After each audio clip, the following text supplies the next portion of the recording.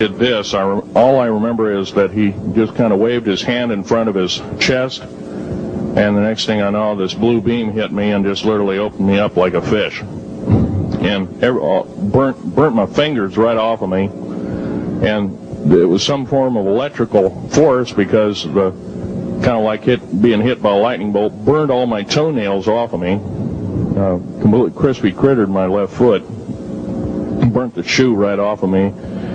All I remember is the smoking remains, and I'm still conscious, but in and out of, I didn't remember much. And there was a Green Beret that was right behind me that risked his life. In fact, he died. But he risked his life. He shoved me back in the basket and hit the button and took me up. And I wouldn't be alive talking to you today if it wasn't for him. I'm forever indebted. He lost his life. 66 Secret Service agents, Green Berets, Black Berets, crack troops lost their lives because the government, our United States government, lied, did not tell us anything about the alien threat. There's a war underneath there, and I'm talking dead serious.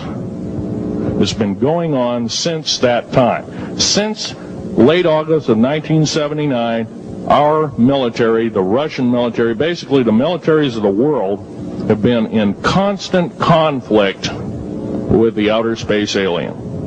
The small gray, the large gray, the reptilians, the whole thing. There are 11 distinct races of aliens. 2 are benevolent. 1 had to leave here in a hurry because their world is under attack, both on the surface as well as underground there, the Pleiadians. They're familiar, maybe some of you are familiar with that. Would some of you raise your hands who've heard of Billy Meyer and some of the, very good, about half the group.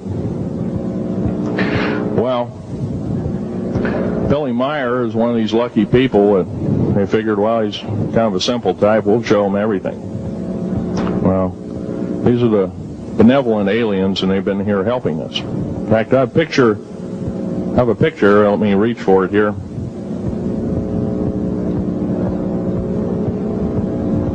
I have a picture of one of the aliens been working for the United States Pentagon for the last 58 years. His name is Val Valiant Thor.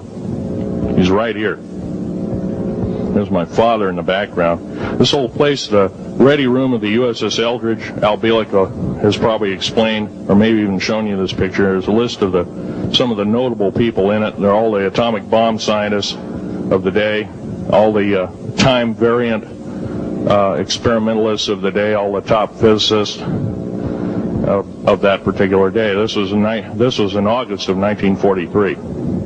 Now this guy has not changed one iota in 58 years. Started work, he came here, crashed here or whatever, whether he's under duress or not. He started work for our U.S. Navy and military operations in 1937, either 37 or 38 is what I've been told.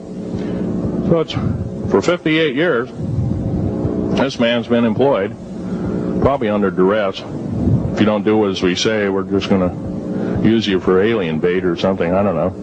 But anyway, he basically hasn't changed. He lives for 490 years, is what he says his lifespan is. Now, he's supposedly a semi-benevolent, he's a human-looking type person. He has 6 fingers and 6 toes, and he's got 1 oversized heart, 1 lung, giant lung. His blood vessels are bigger. He's got copper oxide for blood, similar to an octopus. His brain capacity 300 centimeters greater than ours. He has a thinking capacity, IQ, if you were to measure it, be totally off the scale, be about a 1200 IQ. He speaks 100 languages fluently, alien as well as others. He's a remarkable person. I had a chance to meet him one time. Now, by the way, he doesn't shake hands. He was kind of in a spacesuit because all aliens, regardless benevolent or otherwise, they're carrying germs and diseases and bacterium in and on them that are deadly to us. If I were making policy, I'd quarantine them all because how do we not know that some of our diseases like AIDS, Ebola, hantavirus, and a few of these other weird designer diseases, as I call them, are not made from the cadavers of some of these aliens as a biological weapon to use against the people of the United States. Well, I'm a tired American speaking out.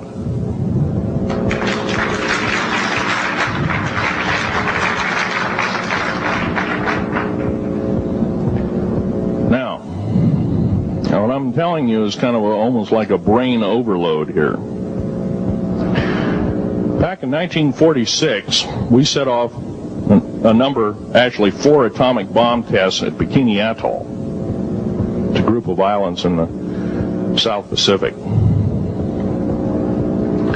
I have an original photograph here with original language on the photograph that shows there is a large alien spaceship off a wingtip of a United States aircraft. It was a drone aircraft right at the point where the bomb was beginning to show a neutron flash cloud. Here's the bomb going off. Here's the airplane tip here, and here is the alien spacecraft. Now, in 1947, questions later, please. In 1947, after Roswell debacle, our military got before the U.S. Senate. They were hauled before the U.S. Senate and says, what's going on here? Well, we didn't know anything about discs until this happened. It flopped in our backyard. Total lie. They lied to the U.S. Senate. They should have been prosecuted as traitors. Anybody lying to a United States Senator or House of Representative, any Senator or House of Representative person, President of the United States, Vice President, any cabinet member lying to the American public is a traitor and should be dealt with in an appropriate fashion. This is actual proof, positive, that this occurred in 1946. Now, U.S. military knew all about flying discs, and flying disc technology is thoroughly early as 1933. Of course, we remember the Germans did too, the Nazi Germans, Hitler and all their bunch of people.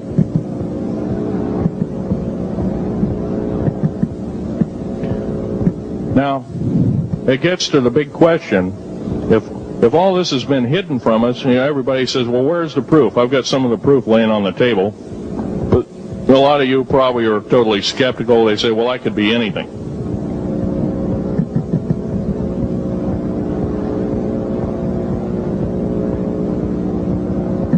In my hand here, I have a piece of what's called corbamite. It's the heaviest element in the world. Element 140. This piece of material weighs 15 ounces. It's 3.5 times the weight of uranium. It cannot be made to emit gamma rays. It cannot be isotoped. It is totally stable. It is used in all stealth aircraft and all Phoenix-class submarines. When combined with other alien elements, it is impregnable.